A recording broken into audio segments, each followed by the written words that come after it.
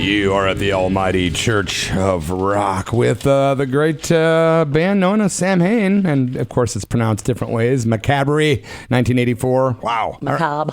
Yeah, I saw the band play actually that same year at the Smart Bar in Chicago, man, and that was a really, really awesome show, to be honest with you. And yeah, something else. But I'll tell you what, man, you are listening to the Church of Rock at KSKQ is 89.5 FM Ashland and 94.1 FM Medford, Oregon, where we play the B-sides, the real rock and roll, and one of the last old school radio shows in the world. So guess what, man? We're going to bring one of the coolest musicians on that I've liked for a long time. His name is EERIE Vaughn. Of course, many of you already know that. So let's see what's happening. Hey, EERIE, how's it going? Fine, everything's cool. What's up with you? I was just going to ask you, the Smart Bar, is that the one under the Metro? It is. Oh, okay, because I was like, I never played there, but I wasn't sure. Yeah. I was like, yeah, we played there the night that Hanoi Rocks played, and we had more people than they did. And if you brought your ticket stub upstairs, you could get into their show for free. That's exactly what happened. And, you know, one of my biggest regrets is not going to see Hanoi Rocks after I saw you guys. I don't know what I was thinking, man. You should have. And the night before, Charlie Sexton played, and we went down and saw that. Oh, did you really? I didn't know that. Yeah, and they just he did that band, the Archangels, later on, and they just did a thing, and somebody posted it, and I was like, oh yeah, totally remember going down and heckling in the back, you know. Wow, amazing. So funny. What was that Samhain tour like? That had to have been pretty intense with Glenn coming onto the Misfits and the whole vibe, and then all of a sudden there's this new band. Was that pretty intense for you? What was it like?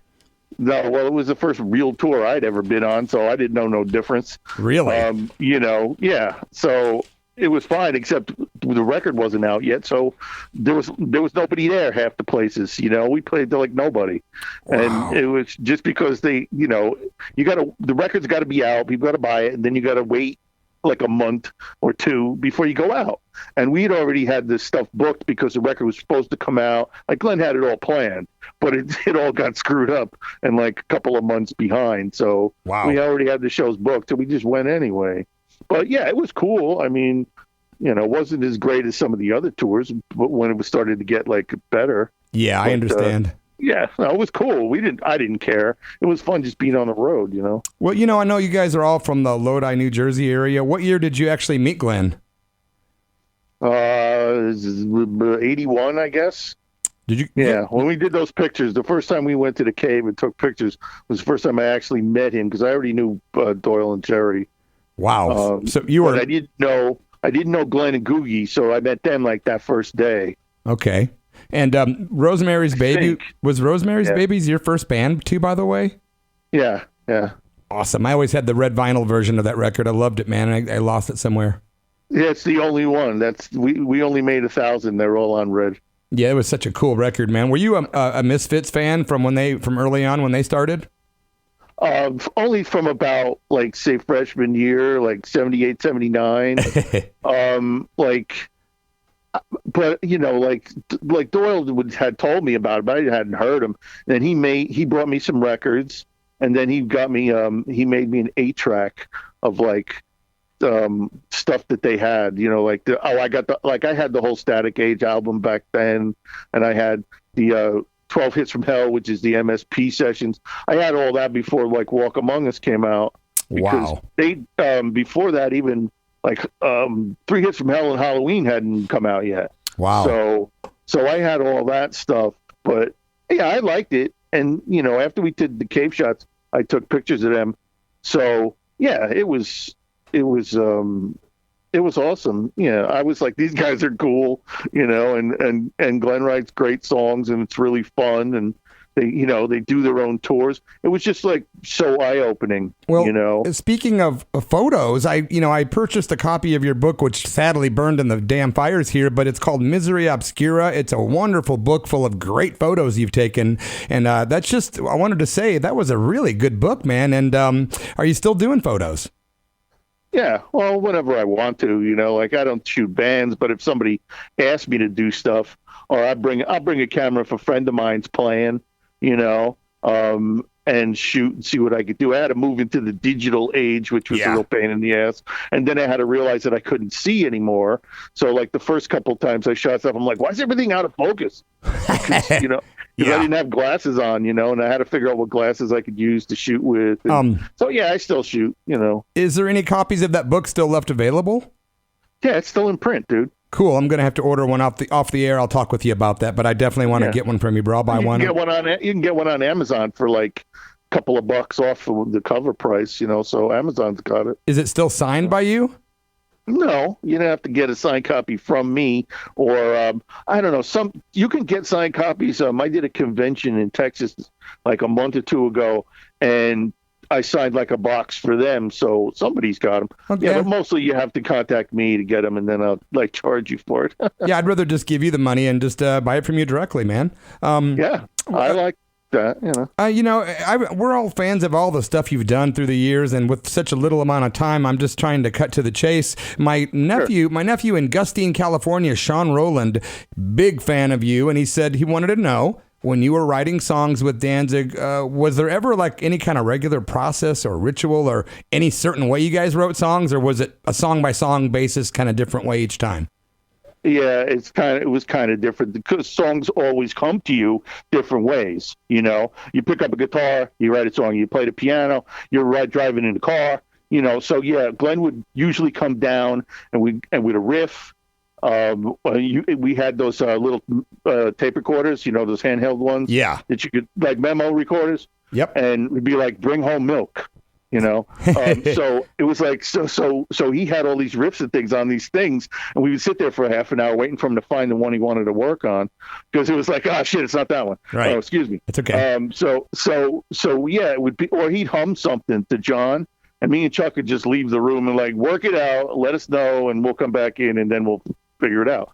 So, he would say this, that, and the other thing, and then figure out what key he was going to be in. And then John would give him like 6 different variations of a riff, and that would be it. And other times it'd be like, I got a whole song and this is what I want. And then we just play it and play it and play it. So it turns into a Danzig song, with everybody put their personality on it. But it was always different, I feel kind of rude because, I'm sitting here with my co-host and co-producer, and I never even said, hey, why don't you guys say hello? Even introduce Sister, hey, Sister Tracy, it's EERIE Vaughn. EERIE, it's Sister Tracy.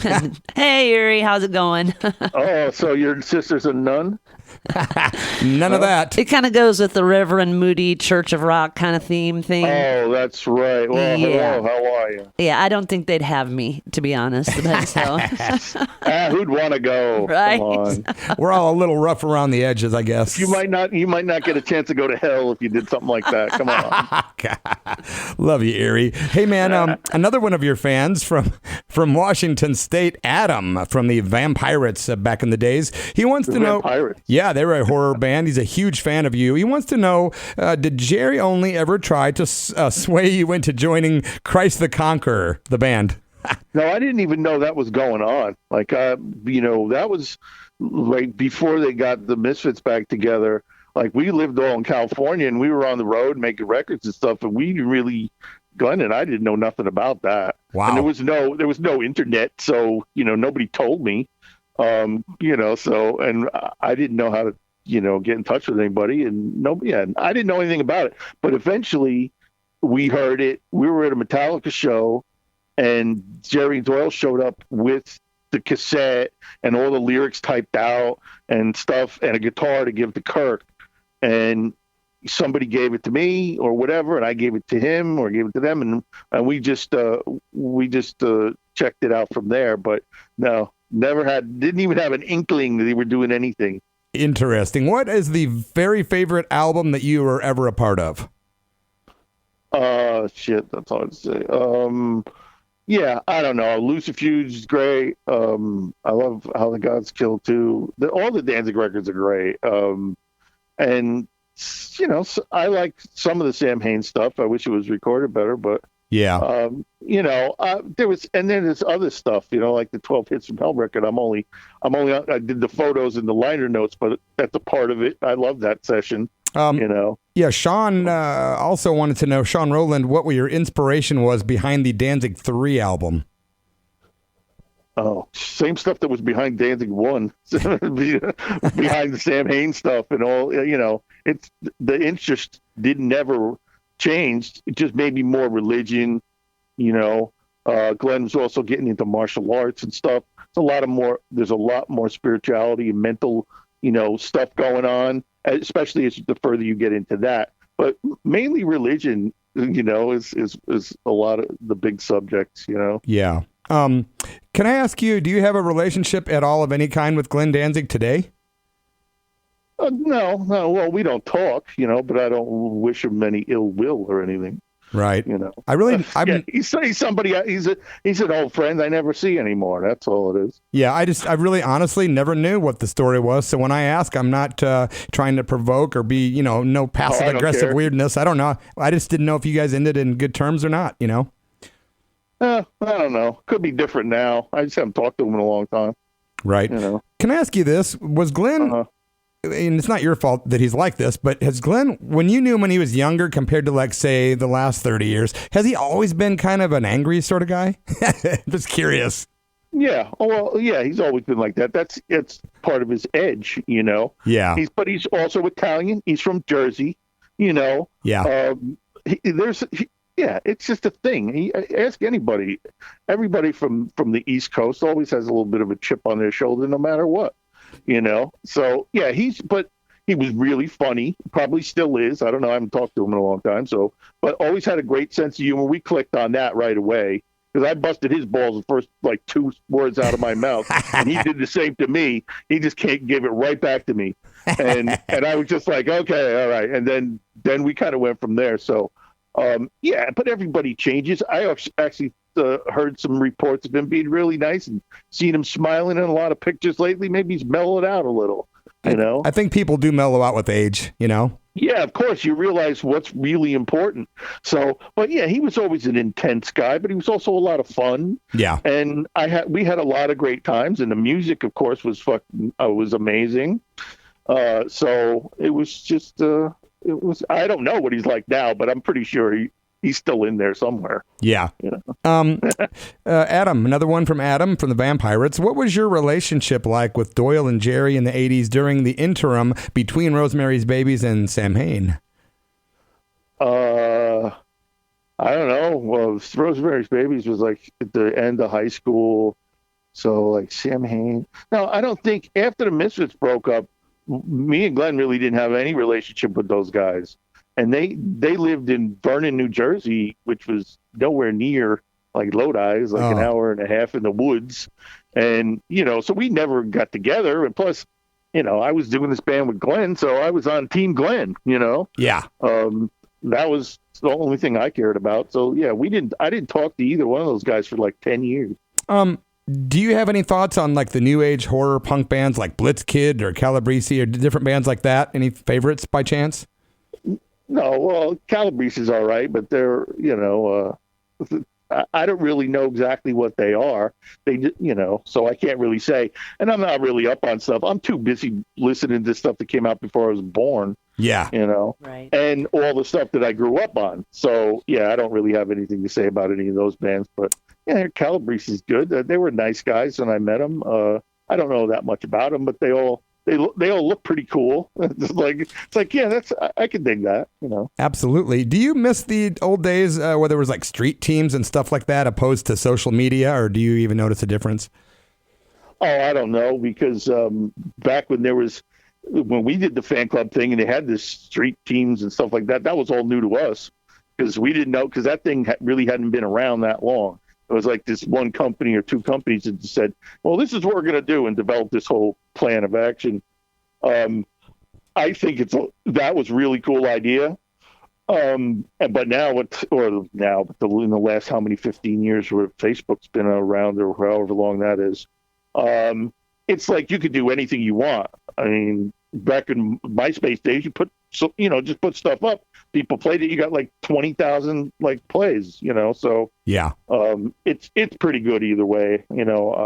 I think so you don't even have to have a record company. Well, absolutely. Things have definitely changed. And these days, heck, I would even suggest people not even look for a record company. Just try to do things on your own. You can kind of do it, like you said. Oh yeah, what's the point? I still like to make hard copies of stuff, so that's the only thing you'd have to worry about. Mm-hmm. Coming up with $1,000 to press 1,000 CDs, and then as you sell them, you put money aside and press more or whatever. Just because you can't sign an MP3 or a download, So if people want you to sign stuff, you have to have stuff to sign. No, amen. I'm with you on that. I love vinyl and CDs still, man, for sure. Oh yeah, it's just I didn't. CDs were just smaller. I didn't like the fact that you couldn't really do the artwork so good like you could on a 12-inch or whatever. Yeah. But I still like to have something that you could sell at a gig, or at a signing or whatever, So yeah. I know it's sort of a generic question, but if you were to think back just casually about all the gigs you've ever done, is there like one or two that really stand out as being some of the most killer gigs you ever played? Yeah, the really crazy ones is usually hard to remember, but you need to have the guys that were there. Remember that gig in St. Louis, and then you start to remember? Yeah. It's really, really hard because it was a great gig, or there was many great gigs, but it was just there was so many. It's really hard to pick one out. Usually remember the bad ones. Remember the night the power went out, and we were in the dark for an hour, or remember, that 2 weeks in Europe where everybody was sick and it rained every day and it was in the winter, you remember that stuff. Yeah. But the first Halloween show at Irvine Meadows where the Mother video comes from, that's probably the one where I was standing there looking out at the crowd going, try to remember this. Nice. So I can barely remember it, but because you're so in the moment. But that's one of my favorites, especially since we have the video from it that I can kind of remember it. We're going to follow the interview with playing Twist of Kane. Can I ask you if you have any specific memories or comments about the song Twist of Kane? Yeah, I really liked the Samhain version when we were first working on it because it just had this other kind of feel. The chorus had a different, it was, I don't know what I liked about it. It's hard to explain. If you sat and listened, I could point it out maybe. But I liked the song. I liked what it was about. And then when it got turned into, an AC/DC song or whatever, I didn't like it as much. Yeah. But we still had the riff. It still had the sentiment behind it. And it was still a cool track. And I really liked all the versions. And I'm glad it came out because it also people something to think about, It's true. What is going on in the future for EERIE, Vaughn, or happening now with you? Anything people should know about? Tomorrow when they come to fix the heat, that'll be good. EERIE's sitting in the place with no heat right now. Where are you located? I'm in Kentucky at the moment. And your heat literally went out, so you're freezing with space heaters. No, right? I'm perfectly comfortable. I got a space heater in a small room, so I got a bunch of blankets on. I'm perfectly fine. It's just that it's you run to the bathroom. It's fuck, it's cold. Excuse me. It's cold.